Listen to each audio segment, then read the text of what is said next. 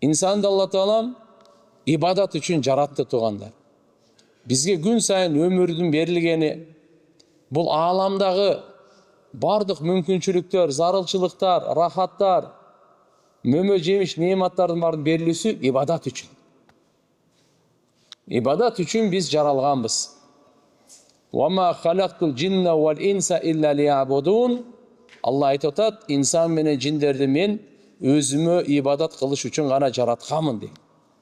Бизге өмүр, ден соолук, акыл, ырыскы, жашоо берилген бардыгы ибадат үчүн. Эгерде ибадат кылбаса, анда биз максатыбызда эмес болуп калабыз. Зарылчылык менен рахат бул биздин максатыбыз эмес. Зарылчылык бүттү, рахаттандыңыз, жедиңиз, кийиндиңиз, кичине күлүп ойнодуңуз, жүгүрдүңүз, эс алдыңыз. Бул максат эмес бул. Бул бардыгы өтө турган эле нерсе бул. Себеп эртең эле кайра курсаң ачат, дагы жешиң керек. Эртең эле кайра уйку сурайсың, чарчайсың, эс алышың керек, укташың керек. Бул инсандын максаты эмес, инсандын максаты ибадат. Куранда Алла Таала муну айтып койгон. Алла Таалага ибадат кылайлы. Ибадат эки нерседен турат. Буйруктарды аткарышыбыз керек, арамдан сактанышыбыз керек. Экөө тең ибадат. Алла Тааланын буйруктары бар, ошону аткарышыбыз керек. Алланы жакшы көрүп.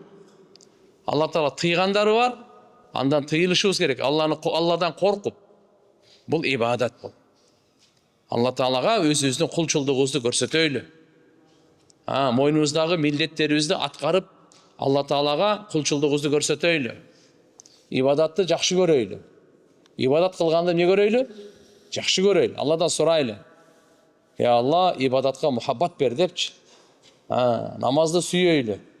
Орозону жакшы көрөйлү. Зикирди, дуаны, Куранды, бардык ибадаттарды. Ибадаттын мухаббатын сурайлы Алла Тааладан. Мынакей, Пайгамбарыбыз Мухаммад саллаллаху алейхи ва саллям адамзаттын эң мыкты ибадаткөйү. Эң мыкты ибадаткөй бул Мухаммад Расулуллах. Ибадат адам баласы иманына жараша кылат да. Иман болбосо, анын ибадаты кабыл болбойт. Капырлар да ибадат кылышат. Бирок иманы жок. Алардын ибадатын салмагы жок. Курандын айтуусунда үйүп койгон күлгө окшош. Катуу шамал келгенде не болот? Эчтекеси калбайт. Салмагы жок. Ошон үчүн ибадатка биринчи иман керек, экинчи илим керек. Туура ибадат болуш үчүн иман керек. Имансыз ибадат кабыл болбойт.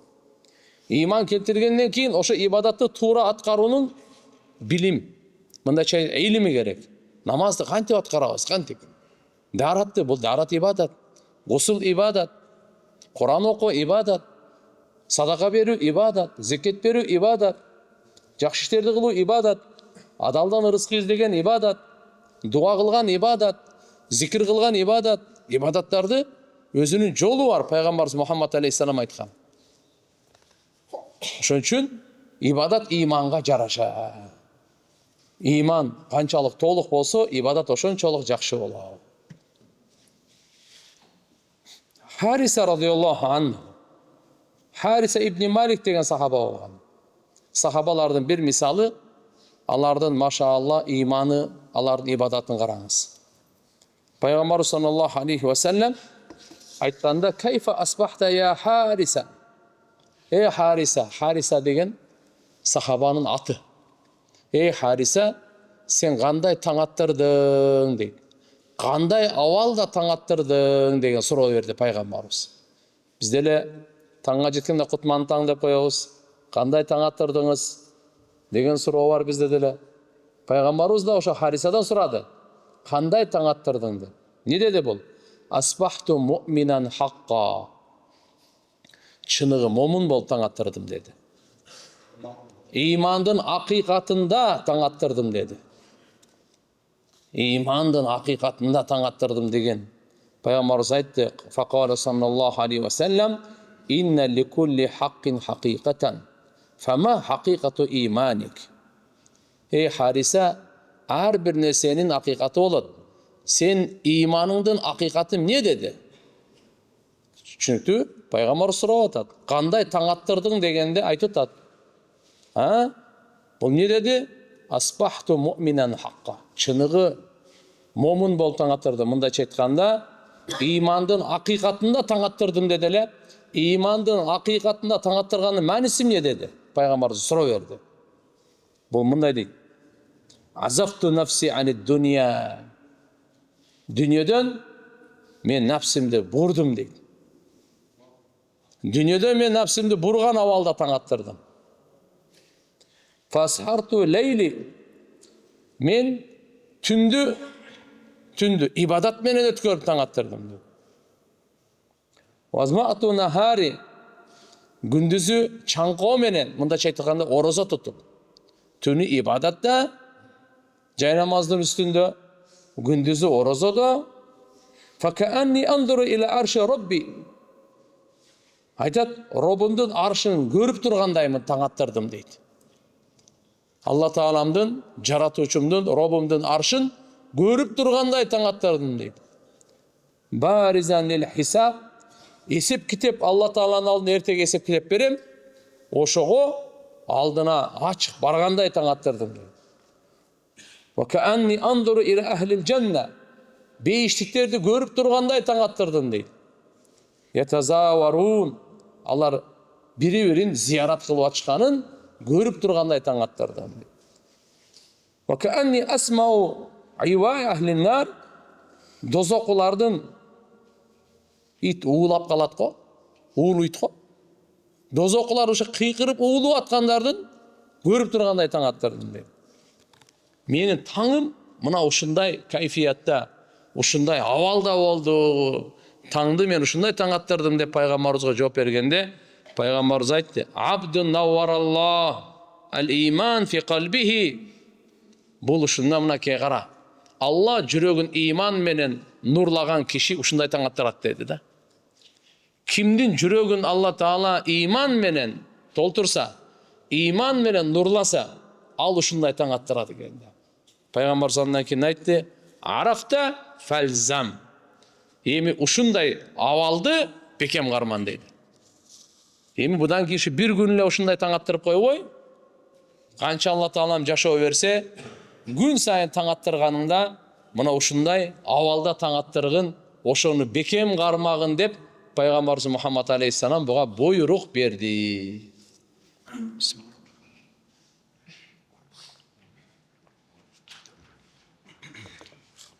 Ушундай эле риваят Ауф ибн Малик разияллаху анху пайгамбарыбыз жолукканда дагы, ошо сахабага да пайгамбарыбыз айтканда: "Кайфа асбахта я Ауф?" "Эй Ауф, кандай таң attырдың?" деп сураса, бул да ушу сөздү айтып атат да. Асбахту муъминан хаққа. Чыныгы имандын авалында таң attырдым дейт мына. Иман менен таң attырдым деген мына тугандар. Эртеге кыяматка жакын Пайгамбар саллаллаху алейхи ва саллям айткан: "Эрте менен мусулман, кечинде капыр болот" деген. Кечинде мусулман таң атканда, таң attырганда иман менен таң attырбай, капырлык менен таң attыра турган күн келип калат экен да. Кудайым сактасын да. Эрте менен мусулман болчу, кечинде капыр болуп калат дейт. Кечинде мусулман болчу, таң атканда капыр болуп калат дейт. Кыямат жакын калганда ушундай бир жаман авал болот экен да тугандар. Аллахым барыбызды жана урпагыбызды сактасын. Амин. Ошон үчүн иншалла мынакей мусулман адам жүрөгүн дүйнөдөн бурган авалда, Алла Тааланы көрүп тургандай, эсеп китепке даяр болгондой, бейиштиктер бири-бирин зиярат кылып атканын көрүп тургандай, дозоктордун кыйкырыктарын аларын угуп тургандай таң attырдым деп атат. Пайгамбарыбыз айтат: "Мынакей, сен чындап эле имандын акыйкатында таң attырыпсың. Ушуну эми бекем кармагын" деди.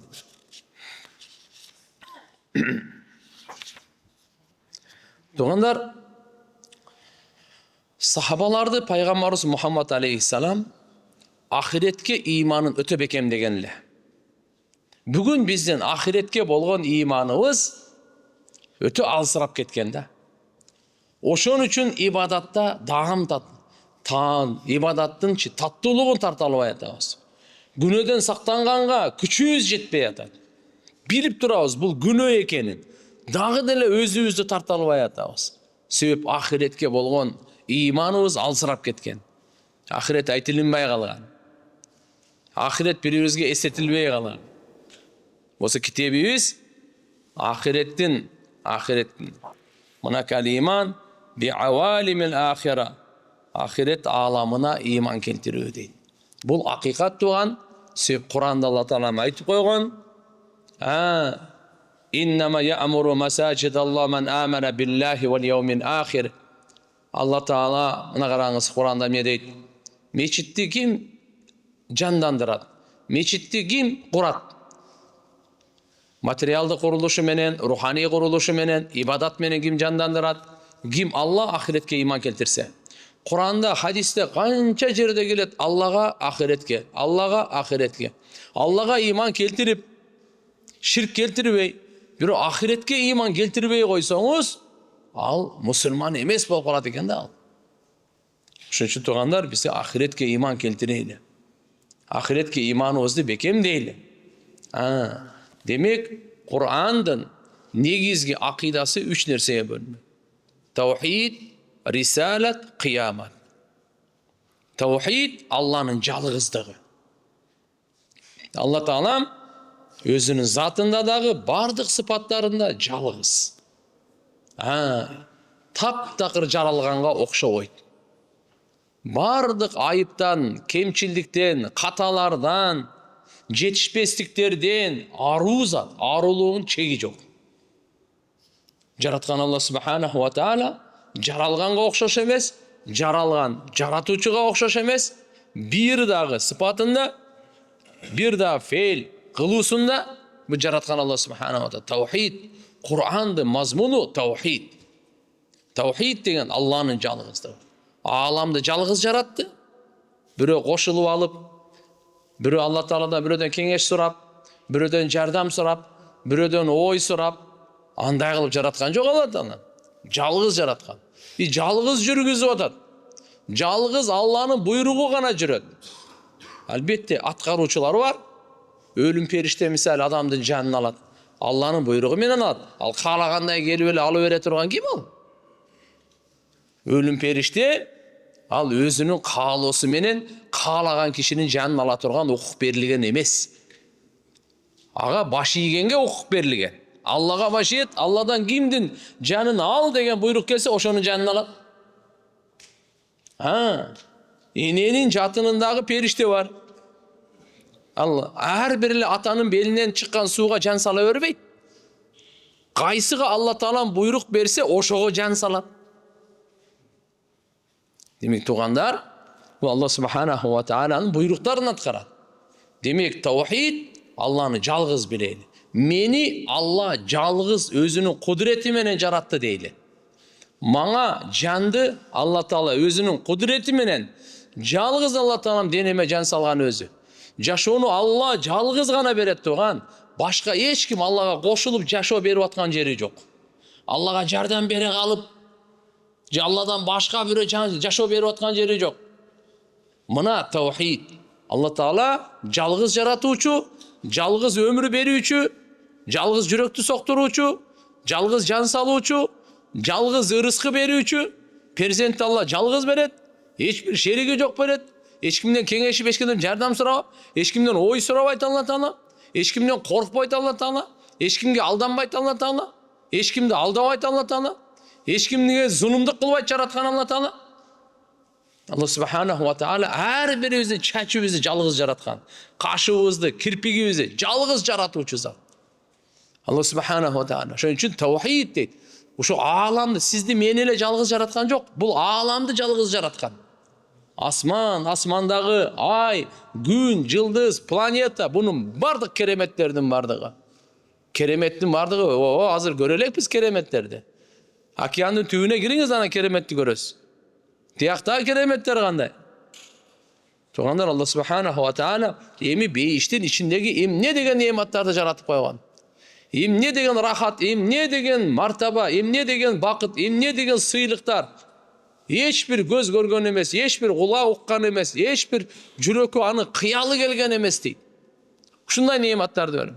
Дозоқтың ішінде Құдайым сақтасын, эмне деген азаптар бар, эмне деген қорлықтар бар. Ушунун бардығын Алла жалғыз жаратқан. Бардығын жалғыз жаратқан. Ошончо таухид, ушунун бардык ааламды, сизди, бизди дагы жалгыз жараткан Аллага сыйынганга жалгыз гана лайыктуу. Ушу ла илаха иллаллах. Бардык пайгамбарлар мына ушун үчүн келген тугандар.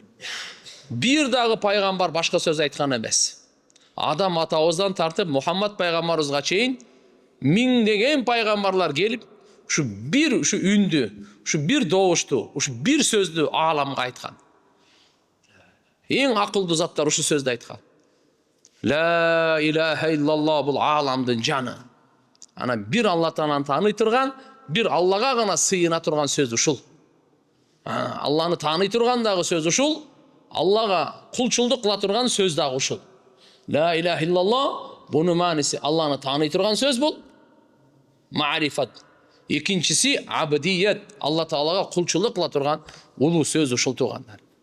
Экинчиси рисалат. Рисалат дегени Алла Таала адам баласын бекер жараткан эмес тугандар. Оюнга, күлкүгө, максатсыз, пайдасыз инсанды ан үчүн жараткан эмес Алла Таала. Инсанды улуу максатка жараткан. Инсан бу дүйнөдө Алла Тааланын буйругун аткарыш үчүн жаралган. Жараткан Алла Субханаху ва Таала инсанга акыл берип, мынакей буйрукту аткарыш үчүн бардык неаматтарды берип атат. Бекер жараткан жок. Bir окуя эске келип кетти. Пайгамбарыбыз саллаллаху алейхи ва салламдын мечитинде, машарында, мечитинин жанында bir 5-6 бала ойноп аткан экен. Топуракка. Анан бул жактан bir шейх өтүп баратса, балдар ойноп атат экен да. Топуракта эми кичинекейинде ойнойт го, ошондой кылып эле. Анан бул келип, ошо чоң шейх ушу балдардын ушул жерде ойноп атканына кейип, арабтар да Кур'андын аятын окуган экен. Афа хасибтум аннама халакнакум абаса ва аннакум илайна ла туржаун. Алла Кур'анда айтат, эмне деп силер күмөн кыласыңар? Биз силерди максатсыз бекер оюнга жараттыкпы деген аятта. Ошентип балдарга окуп берди бул аятты. Ошого балдарга даават берип атат. Силер бул оюнга жаралган эмессиңер деген максатта аларга ошо аятты окуп берди да. Алла Таала Кур'анда айтып атат, эмне деп күмөн кыласыңар? Биз силерди эмне бекер ушу оюнга максатсыз жаратып койдукпу? Дегенде ошол балдары ойноп аткан балдардын арасынан бир бала топуракты алып жерге мындай таштап аткан экен, көтөрүпчү. Ал айтыптыр, я шейх дептир. Ой аксакал, мен дептир буларгачы, бу балдарга, жанындагы балдарга, балдар бала кичинекей бала, жинде бул. Мен буларга мындай деп атам. Минха халакнакум ва фиха нуидукум ва минха нухриджукум таратан ухра. Биз ойнобой эле турабыз. Мен буларга мынаны айтып берип атам. Алла Кур'анда айтып атат, биз силерди топурактан жараттык, топуракка кайтарабыз, жана топурактан бир ирет тирилтип алабыз деп, ушуну айтып атам дептир.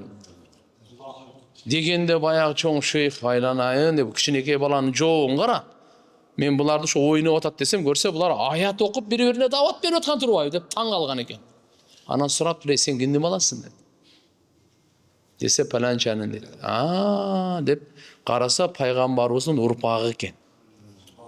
Урпагынан анан айтыптыр, действительно пайгамбарыбыздын урпагынан чыккан бала Хазрет Хусейн разияллаху анхунун урпактарынан экен.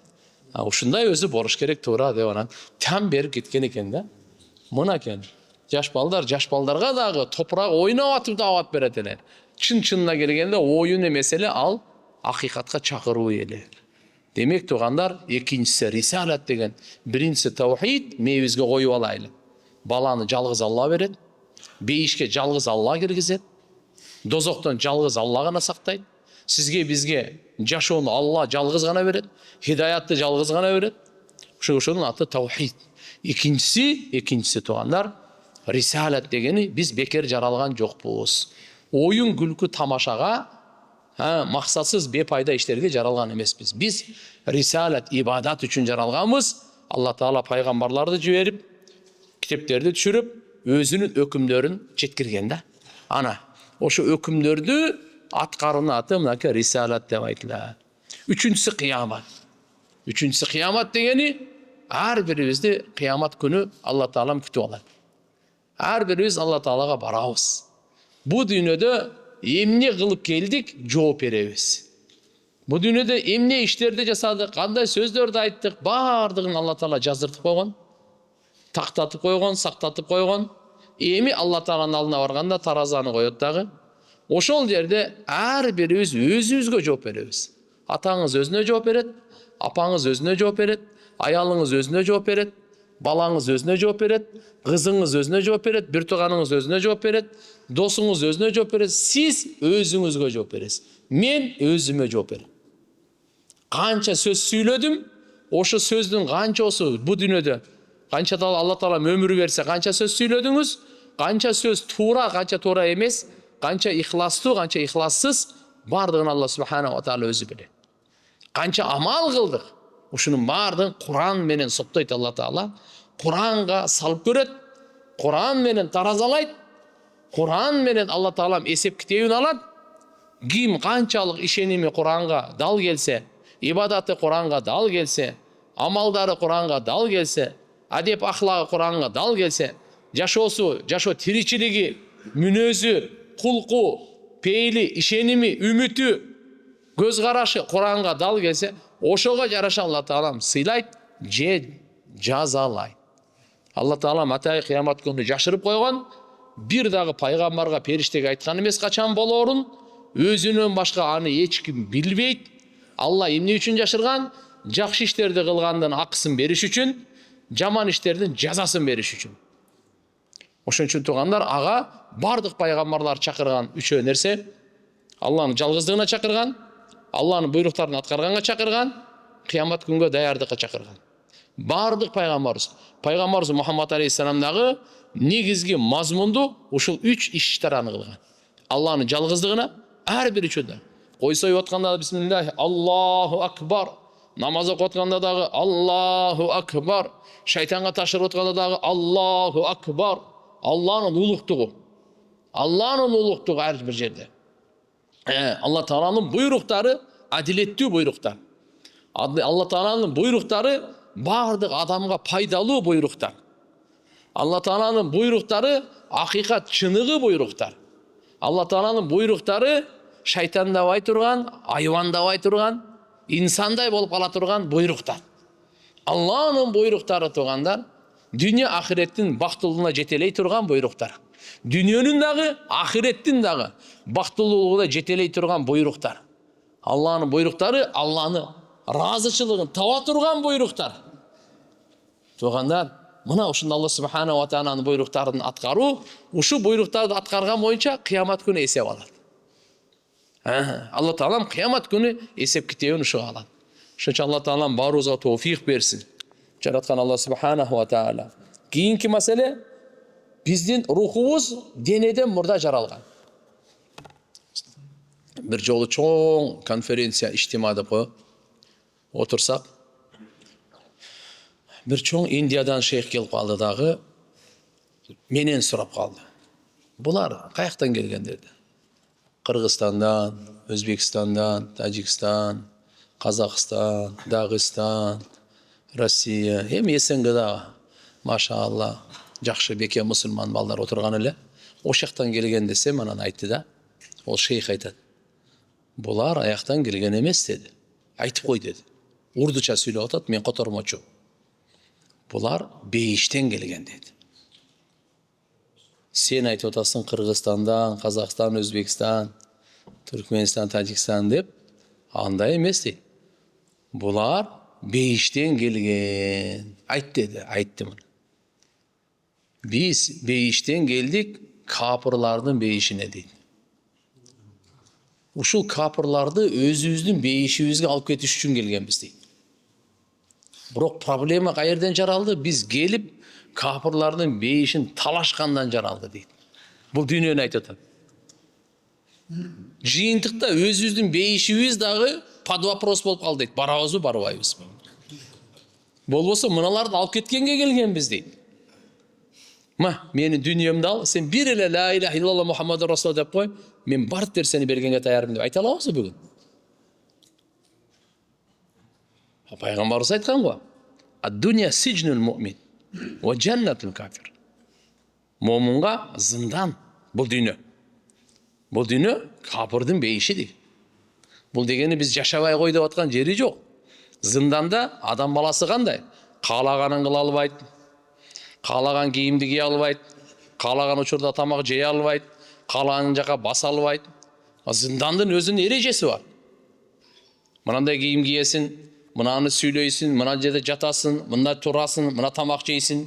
Момундағы бұл дүниеде қалағандай жүре албайды. Алла айтқандай, одан чектен шыға албай жүре. Біреуін ұрдай албайсың, болды оны. Біреуін алдай албайсың, бұны қылба, бұны қылба, бұны қылба деп чектерді қойып қойған. Шөнші туғандар, мұнаке, şu кіші айтып отқаны, бұлардың денесі Қырғызстанда жасалған, Қазақстанда жасалған, Тажикстанда, Өзбекстанда, Түркменстанда, Дағыстанда, ошол жерде денесі жасалған, атак бұлардың рухтары бардығы бейіштен келген. Біздің денебіз қанчанчы? 60-шы жылы, 70-ші жылы, 80-ші жылы, 90-ші жылы, 2000-ші жылы ененің ішінде құралып атады да, құралып атады. Әркімдікі қанша? 2005, 2010 дегендер бар ғой. Ошол уақытта ененің ішінде біздің денебіз құралып атады. Рухыбыз андан мұрда жаралған. Денебіз кейін жаралған. Рух қачан жаралған? Жаныбыз андан мұрда жаралған. Allah subhanahu wa ta'ala. Demek, ذهب جمهور العلماء إلى أن الأرواح الإنسانية مخلوقة قبل الأجساد. Cumhur alımlarımız, köpçülük alımlarımız buna uşuğa barışkan, insanın can dünyası, canı, bul denelerden burada jaralgan. Jana uşuğa delil qarmanıp, Sahih Bukhari jana Muslim'de rivayet gelet, Peygamber sallallahu aleyhi ve sellem Miraç'a çıkkanda, Peygamber sallallahu aleyhi ve sellem Mekke'de Miraç'a çıkkan. Medinaga көчүп келгенде 1447 жыл болду. Peygamber sallallahu aleyhi ve sellem Mekke'ge көчүп келерде мурда 1,5 жыл, 2 жыл, ары кандай айтылат. Бол жолду 1,5 жылдын тегерегинде Мирачка чыккан. Көчүп келгенден мурда. Ошо Мирачка чыкканда нелерди көрдү? Ошол хадисте келет Пайгамбар саллаллаху алейхи ва саллям Мирачка чыкканда эмне көргөнү? Фаламма футиха ай футиха фатаха хазинус сама ад-дуnya al-bab lana. Пайгамбар саллаллаху алейхи ва саллямды Жебраил периште ыйык Меккеден Масжидил Аксага алып барды, Палестинадагы. Ошол жерде бардык пайгамбарларга имам болуп намаз окуду дагы. Кийин пайгамбарыбыз биринчи асманга чыкты. 2-нчи, 3-нчи, 4-нчи, 5-нчи, 6-нчы, 7-нчи асманга чыкты. Ар бир асмандын сакчылары бар экен. Ар бир асмандын өзүнүн эшиктери бар экен. Ар бир асмандын эмнелери бар экен? Асмандын да эшиктери бар. Аз баарыбыз мына мечитке кирдик, ана эшиктен кирдик, турабы? Айнек-пайнектен ишин кирген жокчу, дуалдан. Баарыбыз мечитке кирдик. Кудум ушундай асмандын да эшиктери бар. Чыга турган, түшө турган. Бүгүнкү күнү окумуштуулар дагы далилдейт. Ракеталар учканда, көтөрүлгөндө өзүнүн жолу менен чыгат, өзүнүн жолу менен түшөт. Ар жерден эле чыга турган ал проходной двор эмес сиже. Каалаган жерден кирип чыга бере турган, өзүнүн жолу бар. Кудум ушундай Пайгамбар саллаллаху алейхи ва саллям Жабраил периште экөө барып туруп, өзүнүн эшигинен такылдатты кадимкидей эле. Такылдатканда сакчысы айтты, периште. Ал асмандагы ошол кароолчусу да сакчысы. Ким бул деди. Мен Жабраил деди. Жаныңда ким бар деди. Мухаммад деди бар. Ошого жиберилдиң беле, алып кел деп. Ооба жиберилдим мен. Болду анда, кош келипсиз деп эшикти ачты да. Ушинтип ачып, Пайгамбарыбыз айтат: "Алауна сама ад-дуnya", дүния асманда биз көтөрүлгөнүбүздө, "Фа иза раджулун qaidun", бир киши мына каадада отургандай, аттахиятта отурабыз го, ушундай отурган экен дейт. "Ала яминихи асвида", оң жагында, "Ва ала ясарихи асвида", сол жагында бир топ мындай карадай болуп топтолгон, бул жакта да карадай болуп топтолгон, Тұрат дейді. Фаида назара қибали еминихи дахика. Бұл кіші оң жақты қарағанда сүйініп қалады екен. Сол жақты қарағанда қапа болып илап қалады екен. Пайғамбар саллаллаху алейхи уассалам айтып жатады. Шындай болады дейді. Фаида назара қибали шималихи бака. Илайды. Анан бұл кіші айтып тұр. Фақала мархабан бин наби салих ва ибни салих. Қош келіпсің. Ей салих пайғамбар, салих бала. Пайғамбарымызға айтып жатады. Салих пайғамбар дейді, праведный деген. Салих дегені мынаке түз, тура, тап-таза пайғамбар, жана бала деп айтып жатады. Пайғамбарымыз айтты, культули Жибрил ман хада. Жабраил періштемен шыққанда бірінші анасы асманға. Пайғамбарымыз сұрады, Жабраил періште, бұл кіші кім деді? Жабраил періште айтты, адам атаң деді. Кім деді? Ошо отырған адам атаң деді. Қала хада адам ва хадихил асвида ан яминихи ва ан шималихи насаму банихи, яғни аруахы банихи. Бұл оң жақтағы, сол жақтағы қара топтой болып тұрғаны, бұл адам баласының рухтары деді. Адам баласының нелер екені? Рухтары. Адам баласының денесі жоқ қой пока. Рухтары деп. Демек, рух денеде мұрда жаралған дегенге дәлел. Ошонда пайғамбарымыз Миражға шыққанда, 1447 жыл мұрда. Анда мұрда. Оң жағынан көріп отады, сол жағынан. Оң жақтағы кім екен? Көріп сүйініп отады, бейіштіктер екен. Сол жақтарын қараса, дозақулар екен. Ошон үчүн адам атабыз оң жағын қарағанда сүйініп, қуанып, разы болып отқаны, адамдың балдары да. Барымыз адамдың балдарыбыз да. Сол жағын қарағанда ғыжалат болып отқаны ошол екен да. Ғыжалат болып отқаны ошол екен. Ошон үчүн илағаны ошол себептен. Оң жағындағы болса барды. Пайғамбарымыз айтқан, «Куллукум мин адам ва адам мин тураб». Угуп алгыла, барыңар bir адам атадан жаралғансыңар, адам атаңар топырақтан деп қойған. Қоштошу ажылығында пайғамбарымыз өте чоң сабақ беріп кеткен. Бүткіл адамзатқа сабақ беріп кеткен. Мейлі, сіз американец боласыз бу, кореец боласыз бу, орыс боласыз бу, японец бу, же африканец бу, же қырғыз, өзбек, қазақ, ұйғыр, тәжик боласыз бу, түркмен боласыз бу. Барымыз бір атадан екенбіз. Bir атаның балдары екенбіз туғандар. Ал кім? Адам атамыз. Екінші сөзін қараңыз. Демек, ынтымаққа шақырып отады. Бір-біріңерді сыйлап жашағыла, бір атаның балдары болып жашағыла, бір-біріңер зұлымдық қылбағыла, бір-біріңерді қаныңарды төкпегілі, бір-біріңерді қордау оғыла. Bir атаның балдары. Мысалы, сіздің атаңыз бар. Қанша бір туғансыз? Бір-біріңермен қандай бір туған? Құдым ұшында бүткіл адам затменен біз ұшында бір туған болып жашашымыз керек екен. Пайғамбарымыздың шақырығын қараңыз. Ва адам мин тураб, екінші сөйлемдің жарымын қараңыз. Адам атаңар топырақтан текеберленбегілі. Қанша бай болып кетсең дағы, суды болып кетсең дағы, күшті болып кетсең дағы, би болып кетсең дағы, қиын болып кетсең дағы, асманға ұшып жөнесең дағы, текеберленбе. Біздің барымыздың ақиқатымыз топырақ.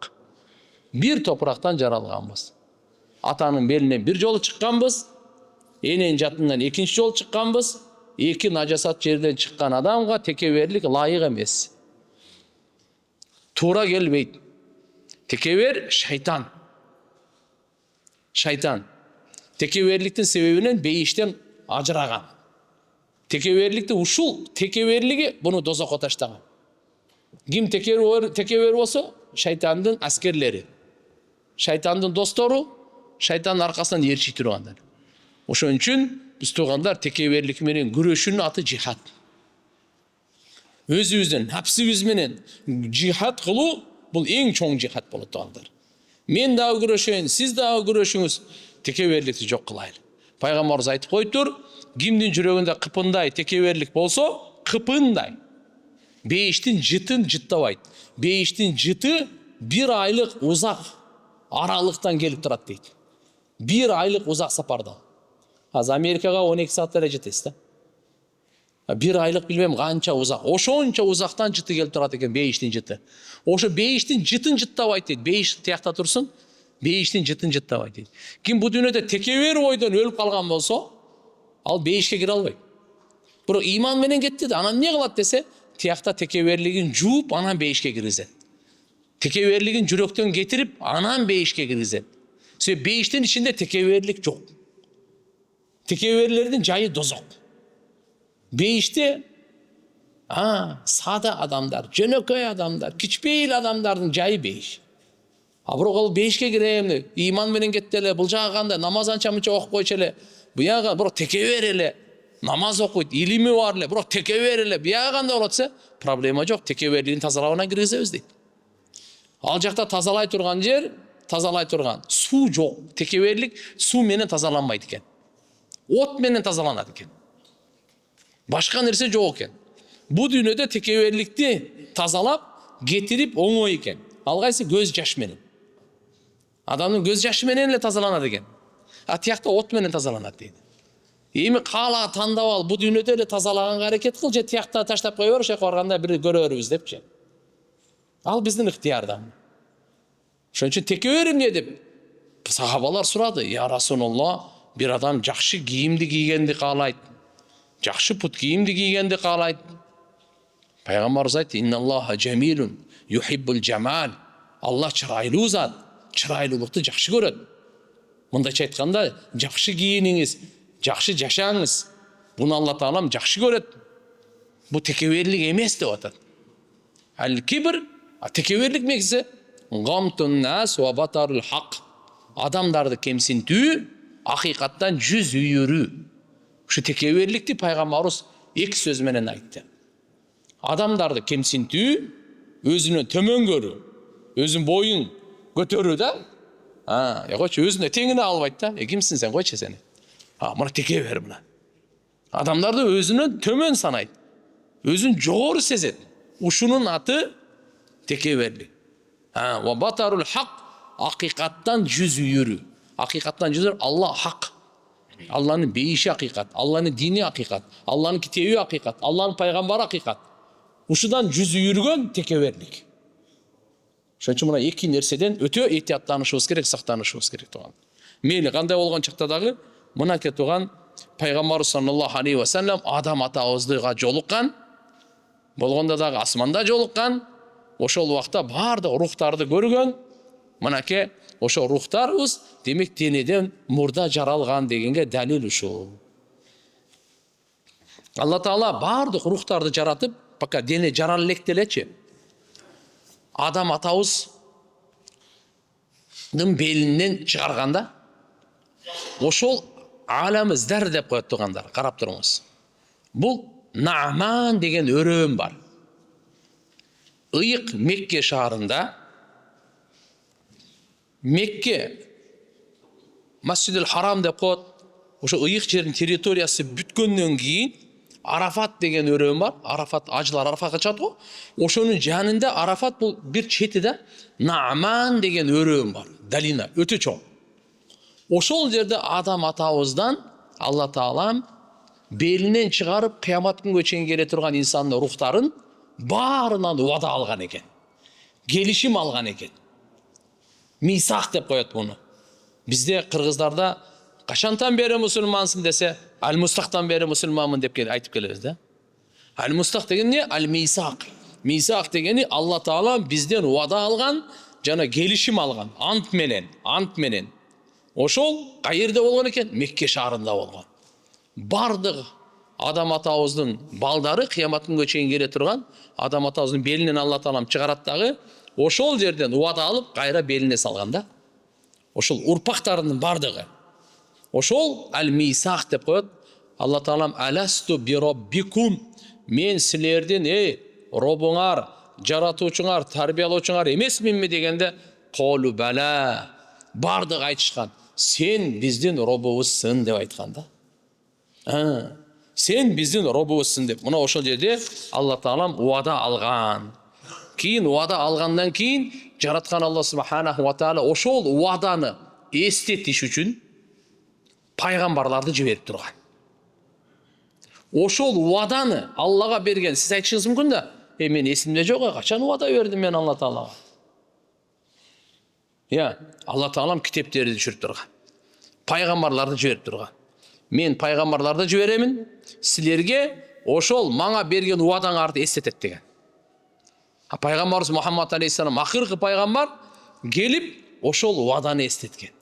Мынакей туугандар, биз Алла Таалага сен биздин робубузсың деп убада бергенбиз. Эми дүйнөдө Алланы роб кылып жашайлы, напсини эмес, шайтанды эмес, дүйнөнү эмес. Алла Таала биздин робубуз. Ошон үчүн кабырдагы биринчи суроо робуң ким деп сурайт. Убаданын эң биринчиси роб боюнча алган. Эң биринчи сурак роб боюнча болот. Робуң ким деген. Мынакей Муснади Ахмадда келет. Убай ибн Кааб разияллаху анхудан риваят бар. Бул аят боюнча. Аятты окуп берейин. Баъдаузу биллахи минаш шайтанир раджим. Ва ид ахада раббука мин бани адама мин зухурихим ذريتهم وأشهدهم على أنفسهم ألست بربكم قالوا بلى يعني أنت ربنا شهدنا أن تقولوا يوم القيامة إن كنا عن هذا غافلين دي. Мына угуп алыңыз. Ушул аятта келип атат да. Эстегин, сен ал убакты сенин робуң адам баласынан убада алган. Алардын белинен ошо зуррият урпактарын чыгарып туруп, убада алгандагы аларды күбө кылган Алла Таала. Өздөрүн күбө кылып туруп айткан. Аласту би раббикум қалу бала. Мен силердин робуңар эмесминби дегенде, адам баласынын бардык рухтары жооп берген. Сен биздин робубузсың деп. Шахидна, биз күбөлүк беребиз. Эмнеге? Антакул силердин айтууңарга. Демек, мындайча айтканда кыямат күнү мындай деп айтасыңар. Инна кунан хада гафилин. Бул убададан биз бекапарыбыз, билбейт экенбиз деп ушинтип айтып жүрбөгүлө айтып коеюн. Ошон үчүн убаданы Алла Таала алып койгон да. Бул убаданы дагы бир айтайын, эстетиш үчүн бардык пайгамбарлар келген. Мынакей Муснади Ахмадда Убай ибн Кааб разияллаху анху риваят бар. Ушул аят тууралуу Алла Таала мындай: "Жамаахумуллаху таала", Алла бардык адам баласын топтогон экен. "Фажаалахум арвахан", алардын рухтарын Алла субханаху ва таала сумма савварахум, ким аларга сүрөттөрдү берген экен. "Фастанқатахум фатакалламу", аларга Алла Таалам сүйлөгөнгө күч берген. Ошондо алардын бардыгы рухтары сүйлөгөн. Биздин рухтарыбыздын ар бири Алла Таалага "Сен биздин робубузсың" деп сүйлөгөн. Так. Сумма ахаз алейхимул ахд вал мисақ. Андан кейін Алла Таалам бардығынан уада келишим алған. Ва ашхадухум ала анфусихим аласту би раббикум қалу бала. Жана өздөрүнө күбө кылып туруп, Алла Таалам айткан: "Мен силердин робуңар эмесминби?" дегенде, бардыгы айтышкан: "Сен биздин робубузсың" деп. Эми кала фа инни ушхиду алейкум самавати саб вал арадини саб. Алла айтат: "Мен силерге 7 асманды күбө кылам, 7 жерди күбө кылам. Ва ушхиду алейкум абакум Адам алейхиссалам, жана силерге атаңар Адам атаны күбө кылам. Антакулу лам на'лам бидалика." Не дегенде? Биз ушуну билбеппиз деп айтпагыла айтып кой. Ушинтип айтпаңар үчүн эртеге кыямат күнү биз билген эмеспиз, биз бекапар элек, будан эч кабарыбыз жок экен деп айтпоңор үчүн Алла Таалам айтып атат: "Күбө кылып коем." Кимди? 7 жердагы, 7 асмандагы адам атаңарда ошо күбө болот. Эми анан кийин угуңуз эмне болуп атат? "И'ламу", жакшы билип алгыла, "Аннаху ла илаха гойри", менден башка илах, сыйынганга ылайыктуу зат жок, "Вала робба гойри", менден башка роб жок, "Фала тушрику бихи шай'a", ошондуктан мага эч бир нерсени ширк келтирбегиле. "Инни саурсилу илейкум русули", жакын арада мен силерге пайгамбарларымды жиберемин. "Юзаккирунакум ахди ва мисaqi", силерге менин убадамды, келишимимди алар эстетишет. Мындайча айтканда, ахад вал мисақ аллади ухида алейкум ан, ошол учурда рухубуз жаралган учурда Алла Таалам баарыбыздан убада келишим алганды ошону эстетет. Ва унзилу алейкум кутуби, жана силерге мен өз китептеримди түшүрүп турамын. Ошондо бардыгы фа аккарру бидалик, мойнуна алышка. Мынакей туугандар, Пайгамбарыбыз саллаллаху алейхи ва саллям бул хадистерде келет, кантип биздин убаларыбыз. Кээ субханалла руханияты күчтүүлөр айтат. Арасында Хазрет Али разияллаху анху: "Ошол убада алган мен эсимде бар" дейт. Ошол Алла Таала биздин рухубуздан убада алган, мен эсимде бар дейт, кулагымда турат дейт нердечи. Ошол угулган убада бергендерибиз кулагым жанымда турат дейт. Руханияты күчтүү адамдарчы.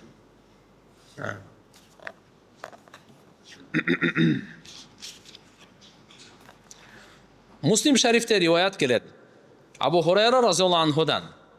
Пайгамбар саллаллаху алейхи ва саллям айтат: "Ал-арваху джунудун мужаннада, фама та'арафа минха утулифа, ва ма танакара минха ухтулифа."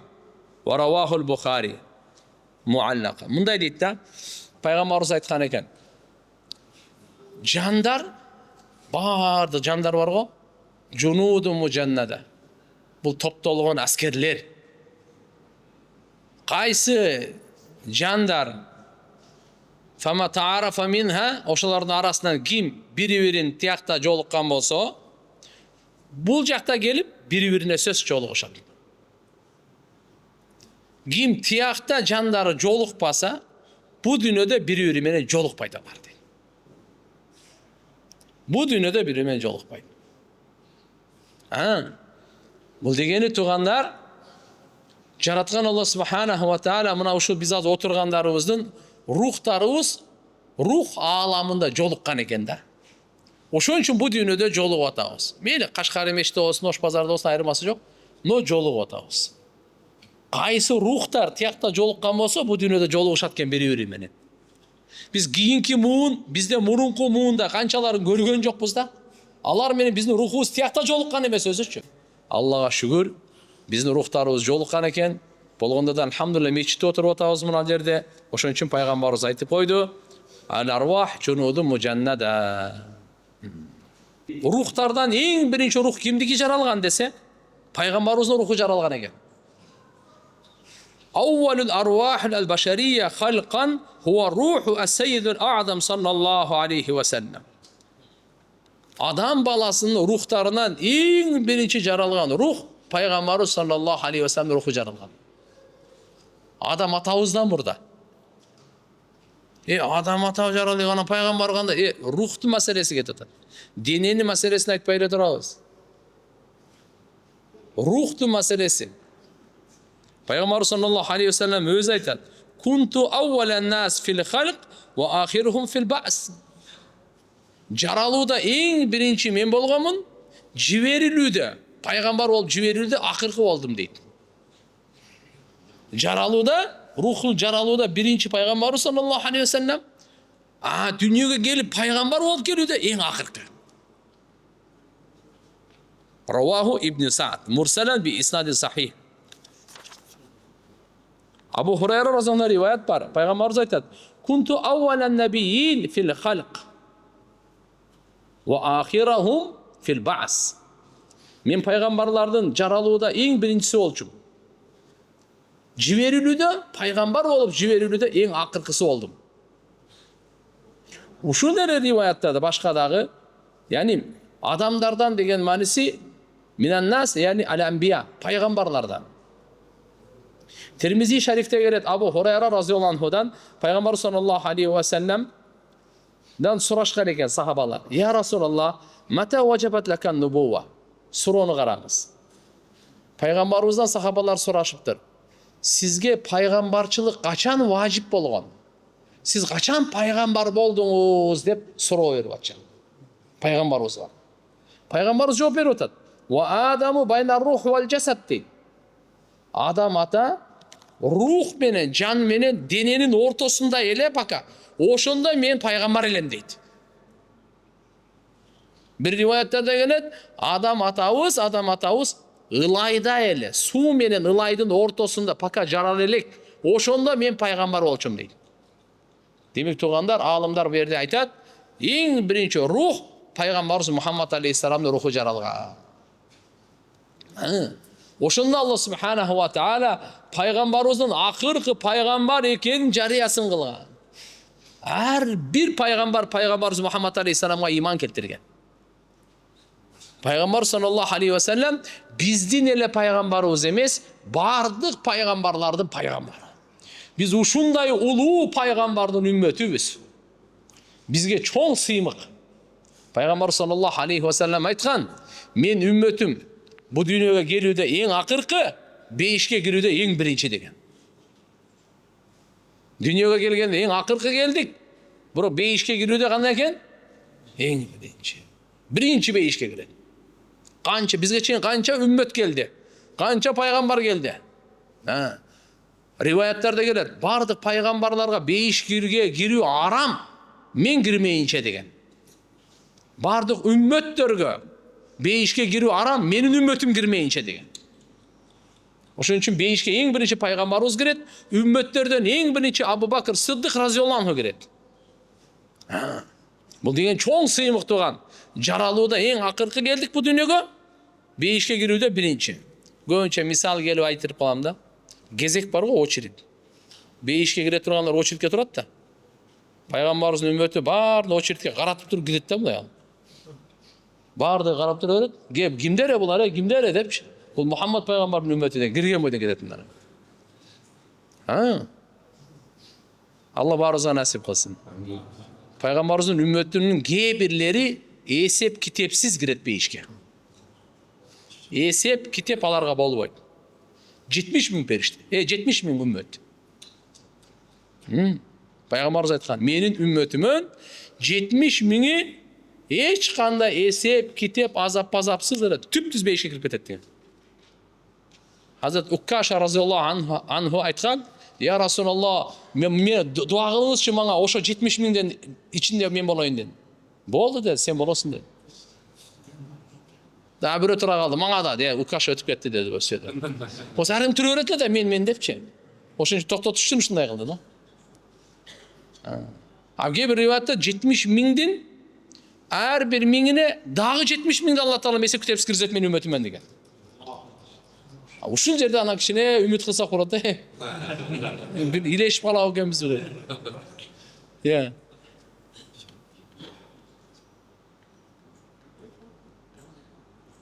La ilahe illallah.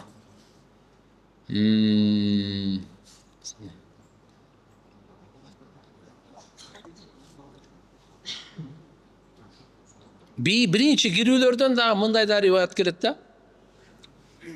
أول ما يدعى يوم القيامة الذين يحمد الله في السراء والضراء деген риwayat келет. Бейишке ең бірінші чакырылгандар дайыма Алла Таалага мактоо айтып жүргөндөр. Ошолор бейишке ең бірінші чакырылып биринчи кирет экен ошолорчу. Дайыма Аллага мактоо айтып жүргөндөр деген кандай? Тоокта да Аллага мактоо айтат, ачында дагы денсаулығы жақсы болса да альхамдулилля дейді, ауырып жатса да альхамдулилля дейді. Иши жүрүшүп кетсе да альхамдулилля, жүрүшпей қалса да альхамдулилля, курсанчылык болса альхамдулилля, кыжалат болса дагы эле альхамдулилля, ысыкта дагы, суукта дагы ар абалда альхамдулилля айтып жүргөндөр ушулар бейишке биринчи чакырылып келе тургандар экен да. Экинчиси булар кирип кеткенден кийин анан тахажжуд окуп жүргөндөр кетен. Қана, қапталдары төшөктөн узак болгон, ысык төшөктү таштап, туруп Алланын алдында тахажжуд окугандар тургула дейт экен. Бир канча адам турат экен. Силер бейишке киргиле, анан кийин эсеп китепти баштайбыз дейт экен. Ошон үчүн иншалла Алла субханаху ва тааля ушундай улуу пайгамбарга үммөт кылып койгонуна чексиз шүгүрлөө. Альхамдулилля дейли. Бул үммөттү мурунку пайгамбарлар сураган. Бирок Алла Таала берген эмес. Бұл Мұхаммад Ахмадтың үмметі болады деп қойған. Дауд пайғамбар Забурда оқыған. Муса пайғамбар Тауратта көрген. Бұл үмметтің ошол артықчылығын, бұл үмметтің ушундай қасиеттүүлүгүн, бұл үммет жөнөкөй үммет эмес экендигин мурунку асмандан түшкөн китептерде зикир кылынган. Мурдагы улуу пайгамбарлар бұл үмметти сураган. Буну Алла Таала Мұхаммад пайгамбарга Алла Таала өзү тандаган. Алла Таала силерди тандаган дейт. Биз эмне үчүн мурунку пайгамбарлардын үммөтү болбой, именно Мухаммад алейхиссаламдын үммөтү болуп калдык. Алла өзү тандап бизди. Биз тандалган үммөтпүз. Эмнеге тандап тур десеңиз, эми угуп алыңыз. Кунтум хайра умматин ухриджат лин-нас та'муруна бил ма'руф ва танхауна анил мункар ва ту'минуна билlah. Алла Кур'анда айтып койду. Сіздер ең мықты үммет болдыңар. Enенин içinden adamlarga пайда жеткирүү үчүн чыгарылдыңар. Кандай пайда жеткиресиңер десе, аларды жакшылыкка чакырасыңар.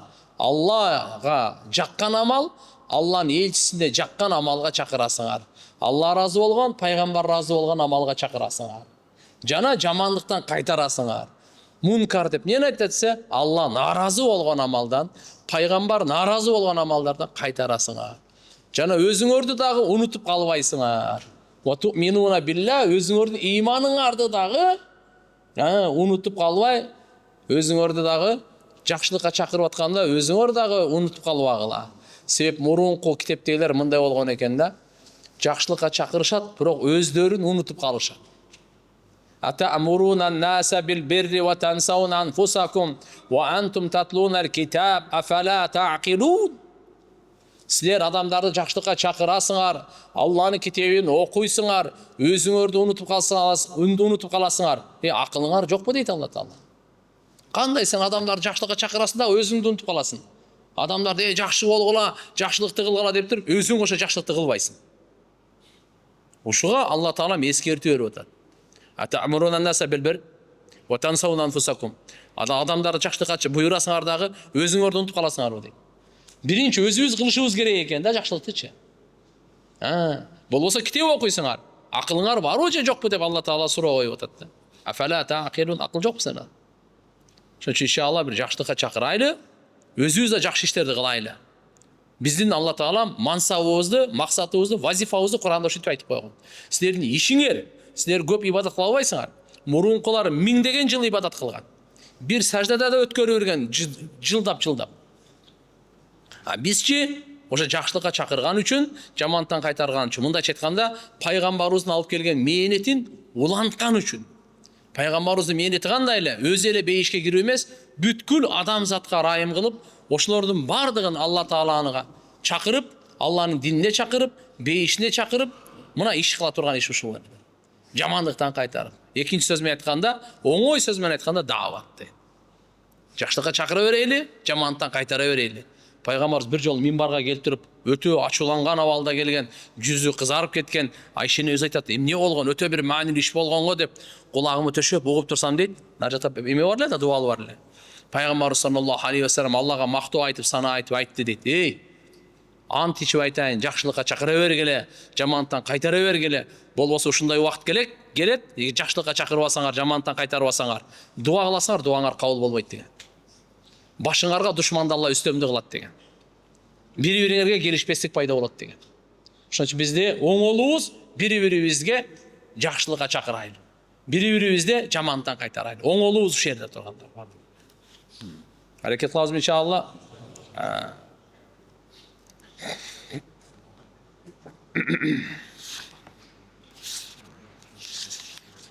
Периштелердин кушкабарларын адам баласы жан берип атканда, эгерде бул иманга мээнет кылса, жакшы амалды дайыма кылып, руханиятын тазалап жүрсө, эртеге жанын чыгарганда ырайымдуу периштелер келет. Ошолор анан кушкабар айтат. Сүйүнчүлөйт. Кудай кааласа иншалла кийинки сабакта ошол боюнча айтып беребиз. Адам баласынын жаны чыгып атканда кандай периштелер келет? Кимге? Биз көзүбүз көрбөйт. Азыр билбейбиз. Бирок пайгамбарыбыз муну айтып койгон. Баарыбыз жан бере турган күнүбүз бар. Бирок ошону биз азыр ойлойлу. Ошону азыртан ойлойлу, азыртан ойлойлу. Эртеге кечигип калып анан себеп дегенде өлүм жана кыямат капысынан келет. Экөө тең айтпайт. Кудай кааласа кийинки сабагыбыз аман болсок, иншалла Кудай кааласа ошо периштелердин жан чыгарып аткан учурунда эмне деп сүйүнчүлөгөнү Куранда кантип айтылган, пайгамбарыбыз кандай кабарларын берген, жан берип аткан учурда. Ошон үчүн жөнөкөй эмес, азыркы ибадат кылган бүгүнкү ибадаттын үзүрүн бүгүн да көрөс, жан берип атканда да көрөс, кабырда да көрөс, ахиретте да көрөс, түбөлүтү бейиште көрөс. Ибадаттын ушундай таасири бар. Намаздын ушундай таасири бар. Чын сүйлөгөндүн ушундай таасири бар. Алхамдулилла, дуанын, зикирдин, Алладан коркуунун, Алланы сүйүүнүн, Алланын динине бекем болуунун ушундай таасири бар. Кудай сактасын, эгерде акыйкаттан жүзү үйрүп, моюн сунбай, нәпсинин каалоосун аткарып жашай турган болсоң, баары эртеби кеч баары өлүм келет. Билип кой, бу дүйнөдө жүрөгүң тынчтабайт. Миллиард доллар тапсаң дагы коркуп, үркүп, шектенип, ошентип башыңа өлүм келет да. Эч качан тойбойсуң, ач бойдон өлөсүң. Эгерде ибадатка келбей турган болсоң, Алладан коркпой турган болсоң, арамды таштабай турган болсоң, андакка коркпоган. Жан чыккан чатак болот.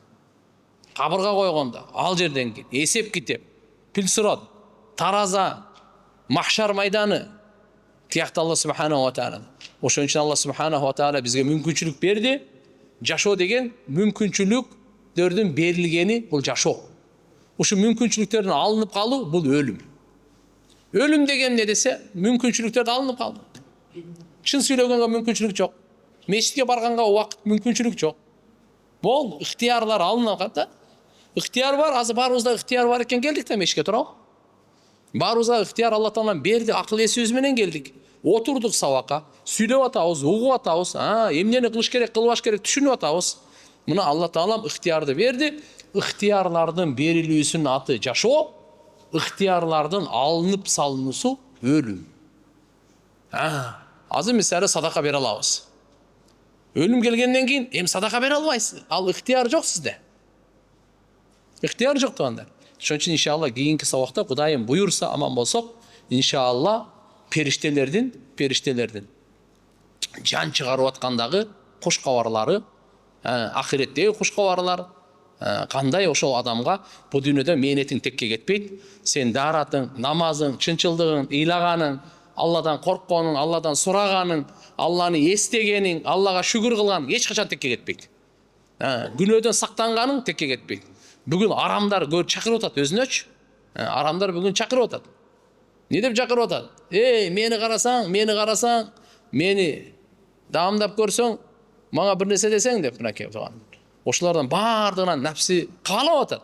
Бирок жок. Бияка чыгарып туруп, ага барбай жүргөнү ушу текке кетпейт барды. Аракет кылабыз иншалла.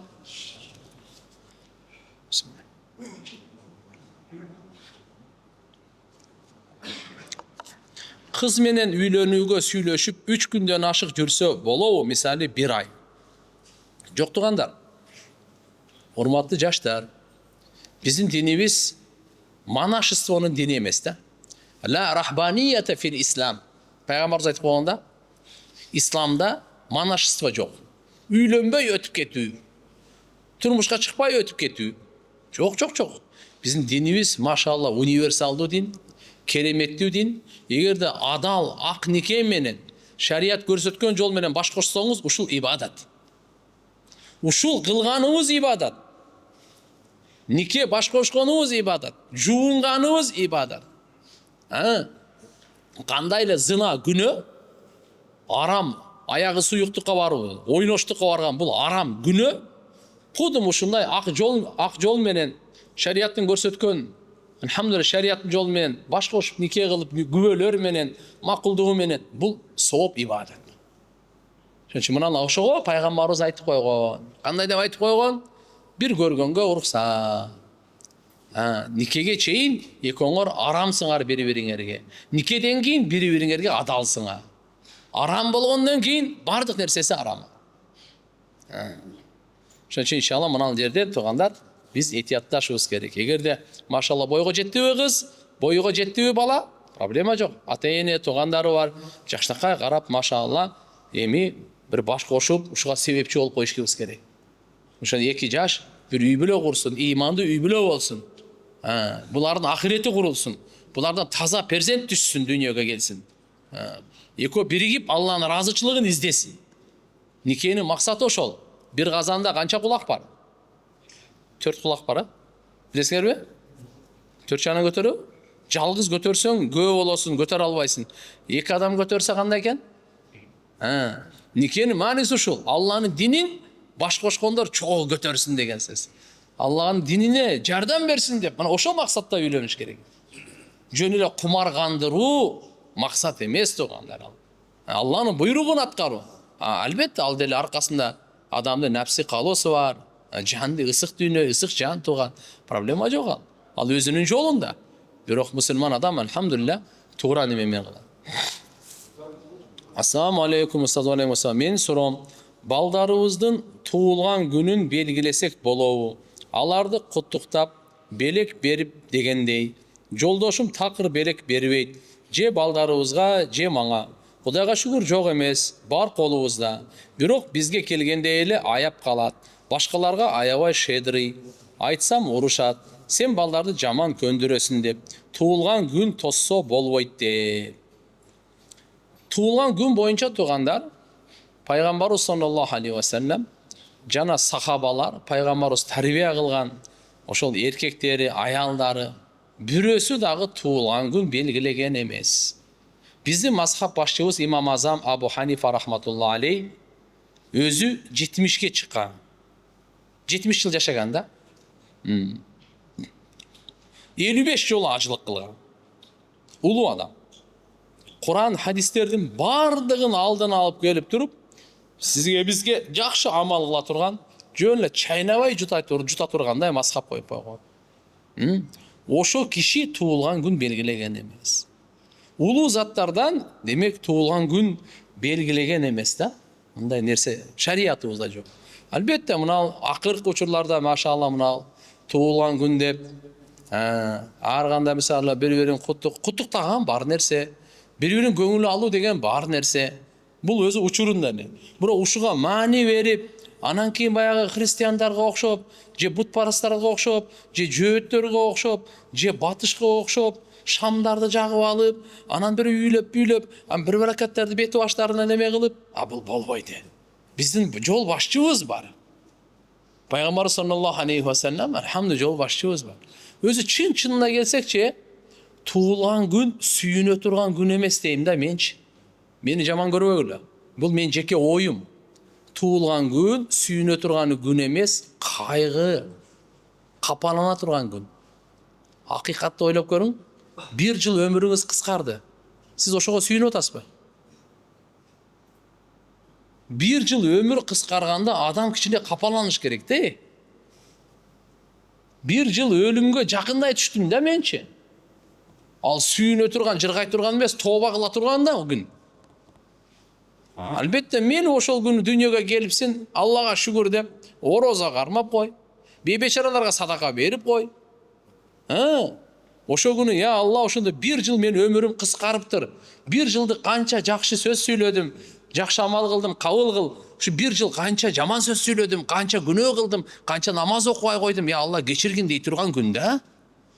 Ошон үчүн иншалла чын-чынына келгенде бул кубана турган эмес, кичине кайгыра турган күн туугандар. Ошон үчүн анан экинчиси мынау атаңарга мен айтарым, башкаларга шедри, анан бизге эч нерсе алып бербейт деп атпайсыңарбы?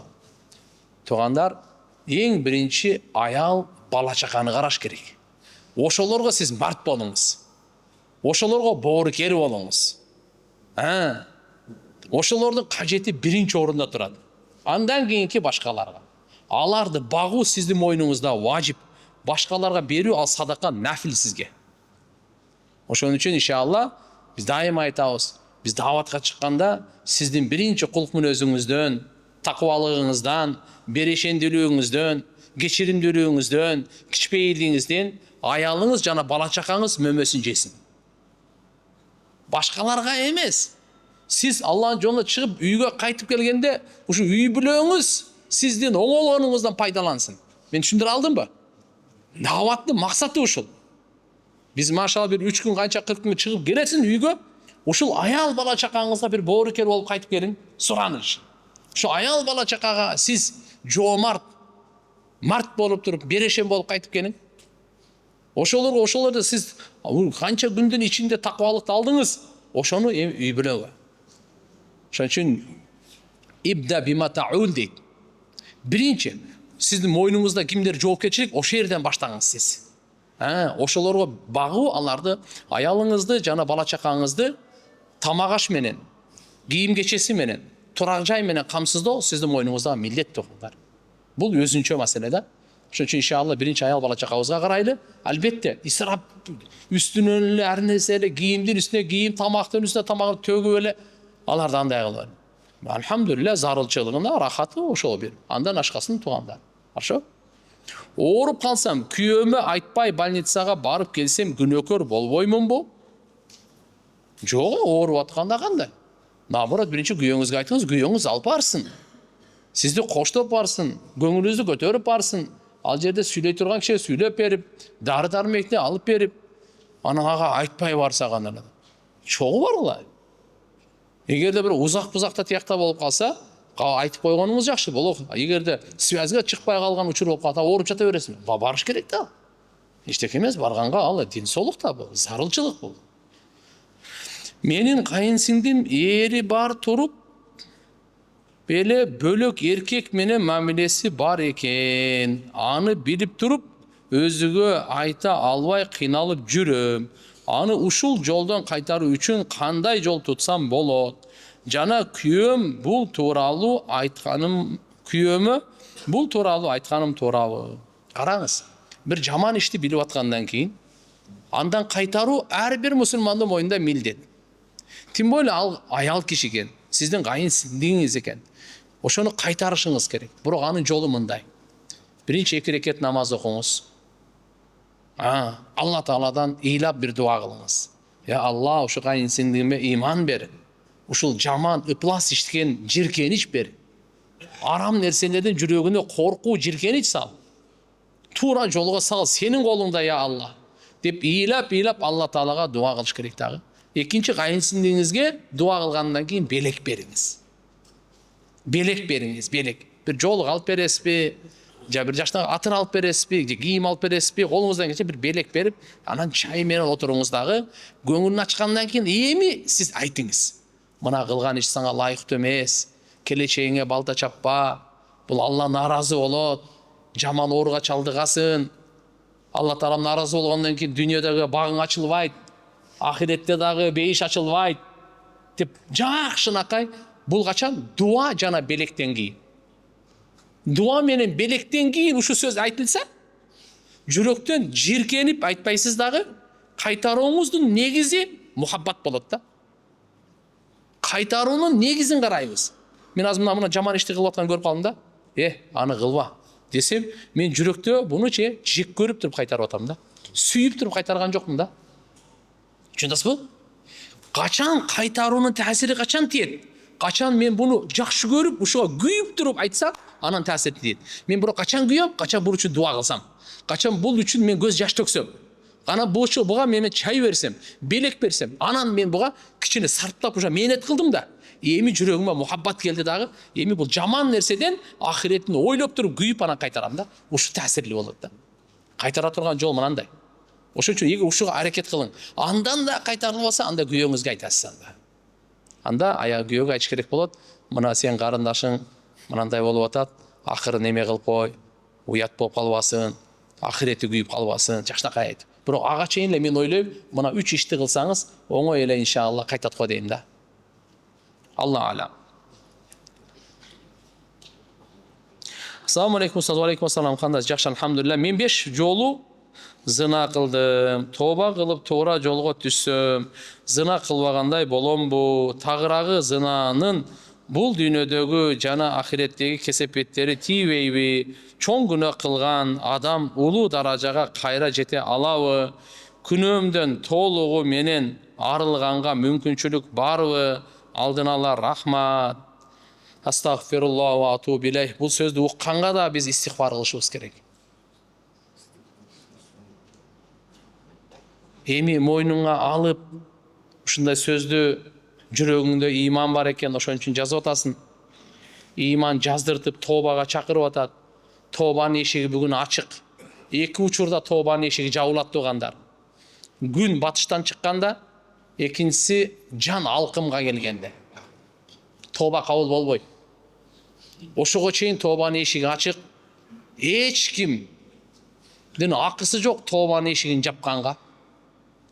Бирок өтө жаман иш болгон. Кудай сактаптыр сизди. Ошо жаман учурларда тоба кылганга чейин эгерде өлүп калганда өлдүңөр атягычы.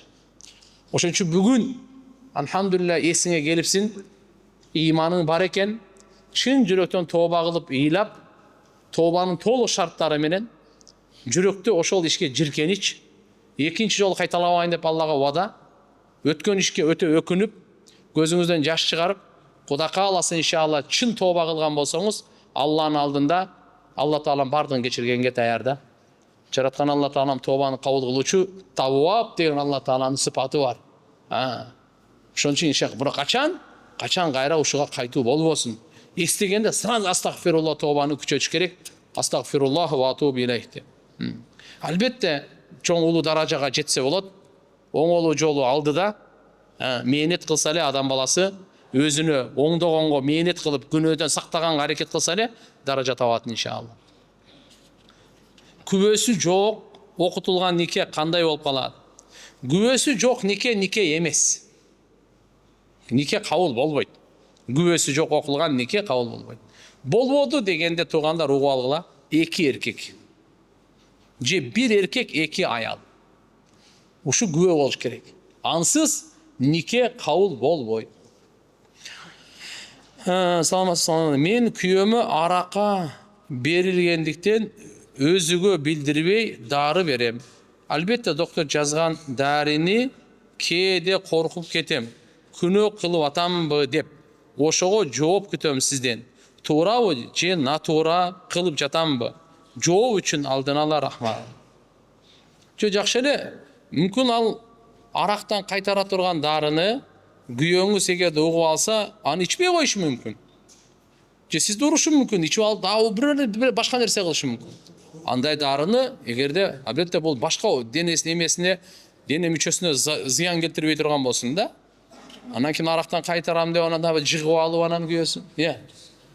Ошол жактын бир жакшынакай бир аныктап неме кылыш керек анан. Анан эң жакшысы эми туура ал дарында кылыңыз, бирок мечитке байлап, жакшы сөздү айтып, туугандар болсо ишин карап туруп дааватка чыгарыңыз. Чөйрөсүнөн үзүш керек туугандар. Арак ичкен достор бар да. Ошол чөйрө өзү арылып баратканда чакырып алат да. Ошодон узатыш керек, узак кылыш керек да. Салам алейкум устаз, алейкум ассалам. Мени ата энем бир туугандарым мажбурлап турмушка узатабыз деп жатышат. Ал балада менин көңүлүм жок десем, биз сөз берип койгонбуз. Эл сөз кылат. Сенин көңүлүң кызыктырбайт бизди. Эгер турмушка чыкпасаң, бизден кечип сала бер деп жатышат. Эмне кылсам болот? Туугандар, мына туура эмес. Кыз баланын көңүлүн карабастан туруп, мажбур турмушка берген туура эмес. Пайгамбарыбыз саллаллаху алейхи ва саллям өзү айтат. Мен де кимге баш кошсом, же кыздарымды кимге турмушка берсем, вахий менен кылганмын дейт. Не менен кылганмын дейт? Вахий. Вахийден түшүнөсүз, кудайлыкка бар. Кимге кайсы пайгамбарыбыз кайсы аялга үйлөнсө, кыздарын кимге турмушка берсе, вахий менен кылган. Кудайлык кабары менен. Фатима энебизди Хазрет Али разияллаху анху турмушка берип атканда, демек вахий менен болгон. Бирок пайгамбарыбыз Фатима энебизден көңүлүн сураган. Вахий менен кылып атып туруп дагы сөзгө маани бериңиз. Вахий менен ал пайгамбарыбыз вахий менен уже Хазрет Алиге бериш керек, уже анык эле. Ошондо дагы көңүлүн сурап атат. Маани түшүндүңүзбү? Ошондо да кызынан Фатима Хазрет Алиден жуучулук келди, турмушка чыкканга макулсунбу деп кызынан сурап атат. Пайгамбар сурап атат. Сиз кимсиз? Кыздын көңүлүн алың да. Совсем эле тебелеп эле сен эч ким эмессиң, короче. Сен кызыктырбайт. Эгерде сен ошого турмушка чыкпай турган болсоң, мени ата дебе, бизди апа дебе, андай мындай. Адамдын көңүлү ушул талкаласа болобу? Акырын мейли көндүрүп, жакшынакай айтып, мынал жагы, тиги жагы, мүмкүн эми кыз бала шашып аткандыр, же болбосо башка немесини. Кыскасы айтканда, көңүлүн эске алыш керек, Бунун турмушу, этеге ошол атасы сен жашабайсың да турабы? Жөчөсө сен аялың жашабайт ал менен. Ошо сенин кызың жашай турган ал. Алар турмуш куруп кетиш керек. Эгерде ал бардык жагы жакшы болсо, шашылбай, аны шашылбастан убакыт керек. Кызды жакшынакай көндүрүш керек. Азыркындай Kopol sözleri menen, keskin sözleri menen bul kızdı katуу bir көңүлүн чыгарып саласың. Андай кылбаш керек. Көңүлүн алып анан кийин. Эми азыр не деп айтат элек? Сабыр кылып, жаштакай дуа кылып, мына кыз бала суроо берип атат мага. Ата энеге жаштакай ушуну айтыш керек болот. Ата, апа, мындай кылбайлы, шашылбай, мейли. Бирок карагыла да, кээ бир кыздар дагы нар жак бер жактан мисалы динин карабай, байлыгын карап, ошондой кээ бир балдар дагы кыздын болсо динин карабай, сулуулугун карап дегендей. Аз ушуга көп өтүп алды да. Пайгамбарыбыз Мухаммад алейхиссаламдын жолдомосун караш керек. Биздин жаштарыбыздын бардыгы биринчи пайгамбарыбыз биз үчүн райымдуу, энеден дагы боорукер. Акыйкатты билген зат. Сизге бизге келечегибизге күйгөн зат. Не деп атат? Айтып атат пайгамбарыбыз саллаллаху алейхи ва саллям. Динин карагыла, иманын карагыла. Андан кийин анан байлыгы, сулуулугу, теги, ата теги. Анан ал кийинки кезекте. Биринчи карай турган жерибиз анын иманы, анын динин караш керек. Пайгамбарыбыз хадистеринде келет. Эгерде кызыңа жучу келип калса, анын иманы, кулк мүнөзү жакшы болсо, кармаба бергин деген. Дини, кулк мүнөзү жакшыбы? Аны ошо кармабастан туруп бергин. Эгерде бербей эле кармап отура бере турган болсоң, фитнанын эшигин ачасың. Эде фитна болот деген сөз. Балдарга айткан пайгамбар саллаллаху алейхи ва саллям, төртөөсүн карап үйлөнөт деген. Сулуулугун карап үйлөнөт. Кээ бири мага сулуу болсо эле болду, нар жагы башкасы кызыктырбайт дейт. Кээ бирлер айтат, байлыгын карап үйлөнөт. Мага бай болсо эле болду, сулуулугу да кызыктырбайт дейт. Тыйын барбы? Болду. Үчүнчүсү айтат, мен буларды жок, мага ата теги кандай? Уруусу кандай, теги кандай? Ушуну карап. Төртүнчүсү динин. Пайгамбарыбыз айткан, фазфар бидати дин. Динин карап туруп, үйлөнүп, бактылуу бол деп айтып койгон да. Мына. Ошон үчүн туугандар, эркектерге дагы пайгамбардын жолдомосу бар, кыз балдарга да пайгамбарыбыздын жолдомосу бар. Ошону угуп эле, иншалла кадам таштай турган болсок, ийгиликтин кадамы. Шам намазы каза болуп калды. Биринчи куптанды окуп бүтүп алып, анан шам окулабы, витр качан окулат ошондо. Шам намаз каза болуп калса, туугандар убактысында окубай калсаңыз, куптандын убактысы келип калды. Мейли, куптандын убактысы келип калды. Куптанды окуп туруп, андан кийин шам окуй бериңиз. Витрди эң акыркы кылып окуңуз. Пайгамбарыбыз айткан, витр намаз эң акыркы болуп окулсун деген да. Албетте, сиз өмүрүңүздө эгерде 5 жолу каза кылбасаңыз, 5 жолу каза, бир күндүк каза болгон эмес болсо, анда сиз биринчи шамдын казасын окушуңуз керек, анан куптанды окуйсуз. Бирок азыр бүгүнкү күндө андай оолиялар табылбай калды го дейм. Балагатка толгондон бери 5 мал намазы каза болбогон. Билбейм, азыр уга элекпиз, иншалла чыгып калар деген үмүттөбүз. Убакыт барбы же азан болуп калды? Болуп калды? Омин анда. Субханака Аллахумма ва бихамдик нашхаду ан ла илаха илля анта настагфирука ва натубу илейк. Жаратканын баарыбызга бекем иман берсин, туура амал берсин. Аллахым баарыбызга жакшы кулк мүнөз берсин, ортобузга ынтымак берсин. Жаратканын баарыбызга уяттуу жашоо берсин. Баарыбызга райымдуу жашоо берсин. Баарыбызга кичпейил жашоо берсин. Баарыбызга ынтымактуу жашоо берсин. Берекелүү, нурлуу жашоо берсин. Алла Таалам баарыбызды эки дүйнөдө бактылуу кылып, даражабызды бийик кылсын. Бирахматика.